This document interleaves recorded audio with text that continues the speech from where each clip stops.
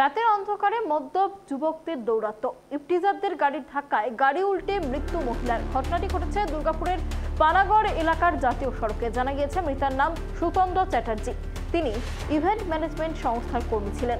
কালো রঙের একটি 4 চাকা গাড়িতে চন্দননগর থেকে গয়াতে অনুষ্ঠানে যাচ্ছিলেন সুতন্দ্রা সহ সংস্থার কয়েকজন কর্মী। অভিযোগ,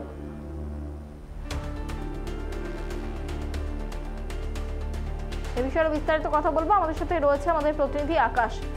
আকাশ, দেখো, যেমনটা জানা যাচ্ছে জাতীয় সড়কে গাড়ি উল্টে মৃত্যু মহিলার, ঠিক কি ঘটনা ঘটেছিল?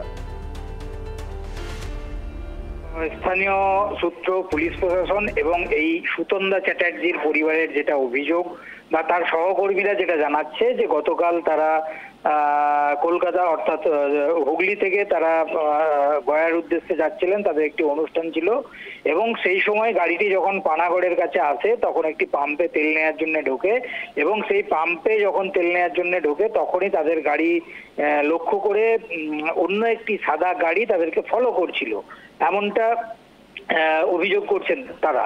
এবং তারপরেই সেই পাম্প থেকে তেল নেওয়ার পর থেকেই গাড়িটি পেছনে ধাওয়া করতে থাকে এবং বেশ কয়েক কিলোমিটার যাওয়ার পর যখন গাড়ির ড্রাইভার বিষয়টি লক্ষ্য করে এবং বেশ কয়েক কিলোমিটার যাওয়ার পরে কিন্তু তারা সেখান থেকে পানাগড়ের যে সার্ভিস রোড, সেই সার্ভিস রোডের মধ্যে চলে যায় এবং পেছন থেকে সাদা গাড়িটিও ধাওয়া করে সার্ভিস রোড ধরে।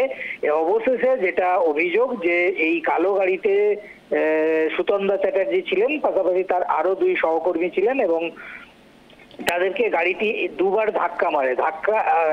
সাদা গাড়িটি কালো গাড়িটিকে ধাক্কা মারার জেরে কালো গাড়িটি যে গাড়িতে সুতন্দ্রা ছিলেন সেই গাড়িটি উল্টে যায় এবং ঘটনাস্থলেই সুতন্দ্রার মৃত্যু হয়েছে, এমনটা অভিযোগ।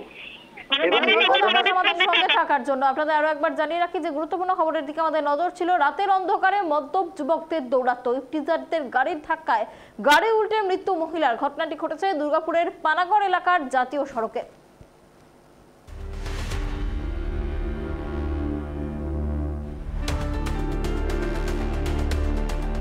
গিয়েছি এগোনে যাওয়ার পরে সঙ্গে সঙ্গে গুলো পিছন দিয়ে আমাদের করে দিল, মারার পরেই সঙ্গে সঙ্গে আমাদের গাড়ি ডিভাইডার টাচার হলো।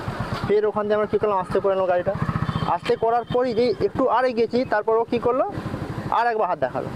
আমরা ভাবলাম কি হতে পারে, যেতে দিচ্ছে। ফের আমরা কী করলাম, ভয়ে আস্তে করে গাড়িটা সাইড করে দিলাম। ভাবলাম কি পিটিয়ে বেরিয়ে চলে যাবে তাদের। এবার ও কী করলো, আমাদের ঠিক ওই পানাগড় যে একটা সার্ভিস রোড না কি আছে এইখানটা, আমরা ভাবলাম ওইটা সোজা ধরলে আমরা দার্জিলিং মোড়ে চলে যাবো ডাইরেক্ট। ওইদিকে তো আপনারা স্পিডে ঢুকেছিলেন। হ্যাঁ, এবার আমরা কি ওইটাতে ধরে এবার দার্জিলিং মোড়ে চলে যাবো। এবার ওরা কী করলো, আমাদের ওভারটেক করে গিয়ে আমাদের সামনে চলে গেছে। যাওয়ার পরেই যেই আমরা আস্তে করে যাচ্ছি, যাওয়ার পর এরকম করে মারলো পিছন দিয়ে, আমাদের গাড়ি পাল্টে গেল। বাজে ইঙ্গিত করছে। হ্যাঁ, হাত দেখাচ্ছিল সবাইকে, ম্যাডামকে। আমার গাড়ি থেকে 2টো ছেলে যা করে কষ্ট করে নেমে যায়, ওনাদেরও গাড়ির একটা টায়ার বাস্ট হয়ে যায়।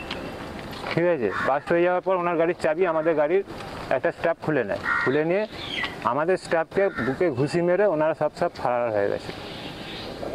ওনাদের গাড়ির চাবি, গাড়ি আটক হয়েছে। খারাপ উদ্দেশ্য নেই ওরা, তারা অবশ্যই খারাপ উদ্দেশ্য। হ্যাঁ, সেটা কিডন্যাপিং হতে পারে, মার্ডার হতে পারে, ছিনতাই হতে পারে। তো প্রথমে রাজ্যের মুখ্যমন্ত্রীকে নেবার দরকার, যিনি বারবার আর মহিলাদের সুরক্ষার পুরো পশ্চিমবঙ্গ সুরক্ষিত আছে এরকম কথা বারবার বলছেন। তো উনি তো কারোর দায়ভারটা নিচ্ছেন না, কারোর দায়িত্ব নিচ্ছেন না।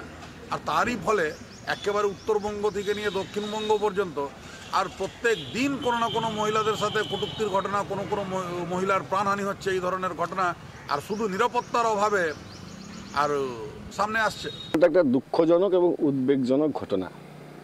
তো যেটুকু শুনলাম যে একটি গাড়ি সাথে হয়েছে সংঘর্ষ বা যাই হোক ঘটনাটা ঘটেছে, সেটা তদন্ত সাপেক্ষ। সেই গাড়ির মালিক পানাগড় কাবাডিপট্টি এলাকারই বাসিন্দা। তো এই ব্যাপারটা পুলিশের উপর ছেড়ে দিন। বাংলার প্রশাসন যথেষ্ট জাগ্রত এবং যথেষ্ট সক্রিয়। এই একটা তদন্ত করে সুবিচার পাবে। এবার কে কি বলছে সেটা দেখে মাথা ঘামানোর কোনো দরকার নেই। ঘটনাটা দুঃখজনক।